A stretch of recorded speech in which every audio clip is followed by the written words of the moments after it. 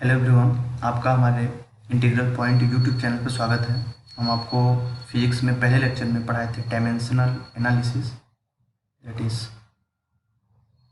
Dimensional analysis. ठीक, dimensional analysis में हमने आपको पहले लेक्चर में क्या बताया था, दैट इज बेसिक थियरीज। ठीक, बेसिक्स जिससे क्वेश्चंस बनते हैं और ऑब्जेक्टिव फर्स्ट का सॉल्यूशन एस.सी. वर्मा का। अब सेकेंड लेक्चर में हम क्या बताएंगे आपको, that is SC. Verma objective 2 का सॉल्यूशन, जो कि मल्टीपल करेक्ट टाइप है। दैट मीन्स एक से ज़्यादा ऑप्शन सही हो सकते हैं। ठीक, अगर किसी भी थियरी की जरूरत पड़ेगी तो मैंने आपको पहले ही चैनल में बोला था, in very first lecture I just told you, I explain according to the question.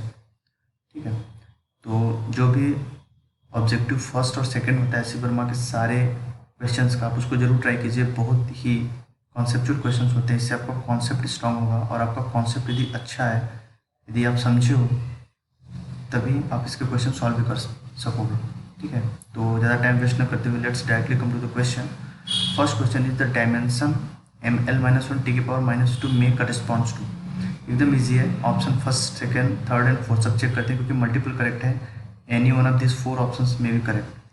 ठीक है, तो हम बेसिक फार्मूलाज हमको पता ही है फिजिक्स में, basic formula of work force what ever, basic formulas हम यूनिट से डायमेंशन कन्वर्ट करेंगे इंस्टेंटली। प्रैक्टिस से वो बहुत ही स्पीड अप होगा, आपको याद करने की जरूरत नहीं है कि dimension of work, dimension of momentum, ये थोड़ा सा कम्बरसम टेडियस थिंग होगा आपके लिए। ठीक है, तो मेमोरी पे ज़्यादा ना जाते हुए let's come to the practice और स्मार्टली क्वेश्चन को सॉल्व करते हैं। ठीक है, तो पहले आते हैं, पहले में क्या है, work done by force. Work तो वर्क होता है डन बाई फोर्स और वट एवर।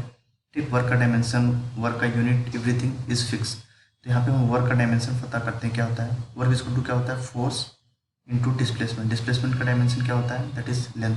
मीटर से इसको रिप्रेजेंट करते हैं यूनिट, तो डायमेंशन क्या होगा इसका, एल। फोर्स क्या होता है, मास इंटू एक्सीलरेशन। ठीक है, मास को एम से रिप्रेजेंट करते हैं। एक्सीलरेशन क्या होता है इसका unit, metre per second square, that is L t⁻⁻2। Overall work का जो डायमेंशन आया वो क्या हुआ, एम एल, 2 एल हो गया first second, that is l⁻2 and t⁻⁻2। ठीक, यहाँ पे क्या है, l⁻⁻1 है, l⁻⁻2, that is option A is wrong. ठीक है, ऑप्शन गलत हो गया। सेकंड आता है लीनियर मोमेंटम। मोमेंटम का फॉर्मूला क्या होता है, that is mass into velocity. ठीक है, मास क्या होता है, एम से डिनोट करते हैं, वेलोसिटी इज मीटर पर सेकेंड, दैट इज मीटर को L, second that is time, that is t⁻⁻1। ठीक है, ये हो गया ml⁻⁻1, तो ये हमारा गलत है क्योंकि l⁻⁻1 आना है। Second option is also wrong. Second के बाद थर्ड पे आते हैं, सी। सी क्या है हमारा, प्रेशर। ठीक है, प्रेशर, हमको बस बेसिक फॉर्मूला चाहिए। बेसिक फॉर्मूला से we can get the unit easily and unit को we can convert into dimension, क्योंकि हम जानते हैं डायमेंशन को रिप्रेजेंट करने के नोटेशंस अलग है। ठीक है, जैसे मास को एम से, लेंथ को एल से, in the same way pressure क्या होता है, that is force per unit area. Force का क्या होता है, इंस्टेंटली हम अपने माइंड में सोच सकते हैं। फोर्स क्या होता है, मास इंटू एक्सीलरेशन। मास क्या होता है, एम। एक्सीलरेशन क्या होता है, meter per second square, that is L t⁻⁻2। Instantly हम ये we can get easily by having the practice. और आप जितना प्रैक्टिस करोगे आपको फॉर्मूला याद होगा, फॉर्मूला से instantly without using your pen you can find out the dimension of this quantities, basic quantities. Derive का आपको बस डिराइव करना है, जैसे मैं यहाँ पे डिराइव कर रहा हूँ प्रेशर का। ठीक है, फोर्स पॉइंट एरिया, एरिया क्या होता है, metre square, that is l⁻2। इसको सॉल्व किया, यहाँ पे मैथमेटिक्स से easy, ml⁻⁻1 t⁻⁻2, that is option C is correct.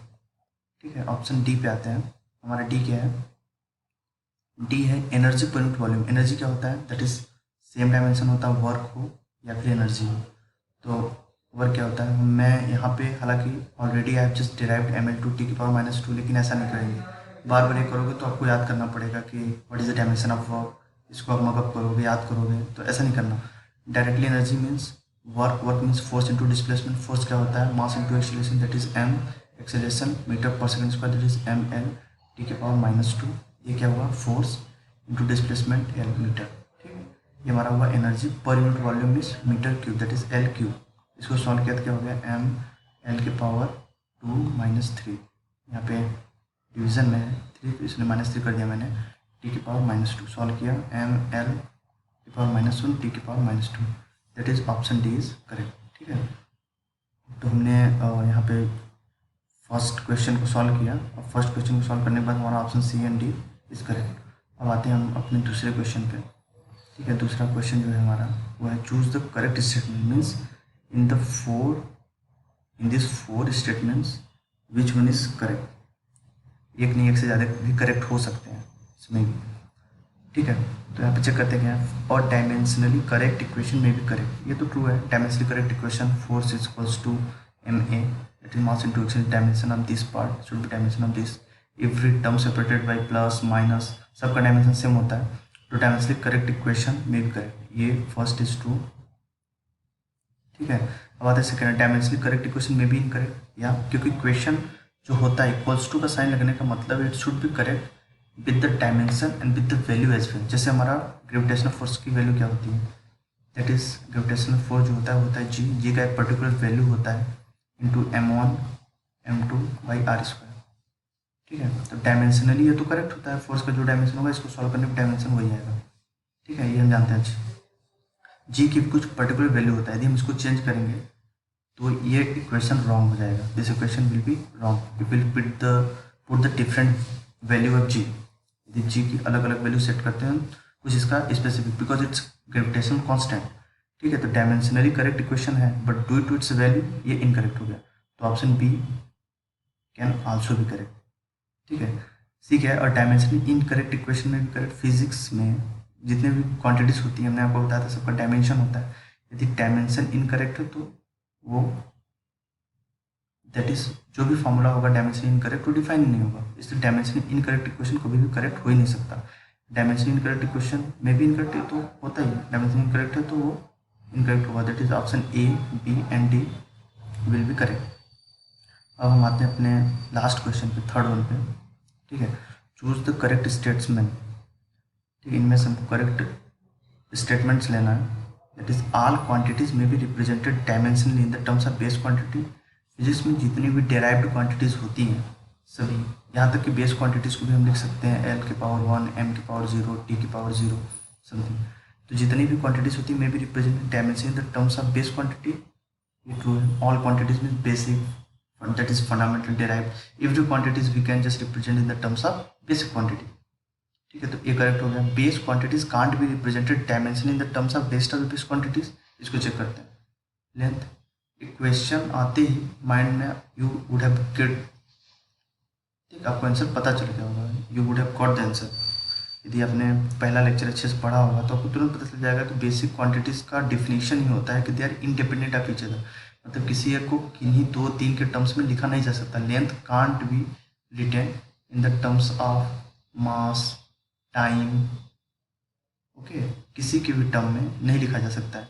इसका मतलब base quantities can't be represented dimensionally in the terms of best of the quantity, ये भी सही है। दैट इज हम लेंथ को मास टाइम के टर्म में, मास को टाइम और लेंथ किसी भी टर्म में नहीं लिख सकते हैं, ये ऑप्शन भी करेक्ट होगा, सी आते हैं। और dimension of base quantity in base other base quantity always zero, वही है सेम फार्मूला को ये क्या कर रहा है, it is going to prove that कि इंडिपेंडेंट होते हैं, दैट इज एल में केवल एल की पावर 1 होगा, बाकी सारे जो बेसिक हमारे यूनिट्स या बेसिक डायमेंशन होते हैं सारे की पावर 0 होगा। ठीक है, तो ये हमारा option C is also correct, the dimension of base quantities and other base quantities always 0। D क्या है, the dimension of derived quantities never 0 in any base quantities.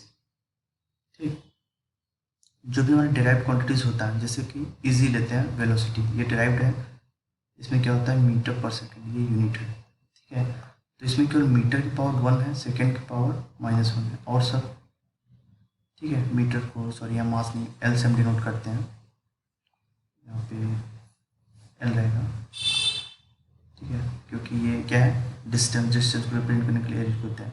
तो यहाँ पे मास जो है वो है ही नहीं, तो मास की पावर 0 होगा, दैट इज रिप्रेजेंट करते हैं मास को हम m से 0। इसी तरह और जितने भी बेस हमारे फंडामेंटल डायमेंशंस होंगे, बेस यूनिट्स होंगे, सबके पावर 0 होगा।